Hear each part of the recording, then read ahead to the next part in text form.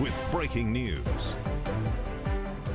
Tonight, calls for change within the East Lansing Police Department. The East Lansing Police Oversight Committee is holding a special meeting tonight to discuss police response from a Welcome Week disturbance in the downtown area. Good evening. I'm David Andrews. And I'm Ann Emmerich. During tonight's meeting, at least one committee member is expected to call for the resignation of Police Chief Jennifer Brown. News 10's Bobby Cushing is live outside the Hannah Community Center, where that meeting will happen in about an hour. Yeah, good evening, David and Ann. That committee will consider calling for the resignation of Chief Jennifer Brown following some comments she made on a local Lansing TV station. Some comments some are calling racist.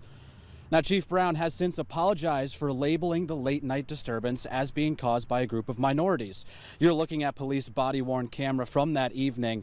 Those comments and the use of tear gas on the crowd are among the items that the independent citizen-run committee is looking into. Chief Brown's comments have also led the NAACP to call for Brown to step down.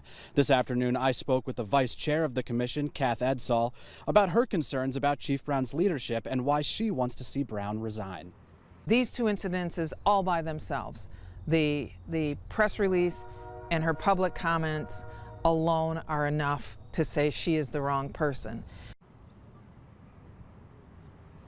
Now that meeting will begin at 6 o'clock. I will be there and I will give you the latest news from that at News 10 at 11. Live in East Lansing, Bobby Cushing, News 10. The Police Oversight Committee does not have the power to fire the chief. Only the city administrator or city council can. In Jackson, the man accused of killing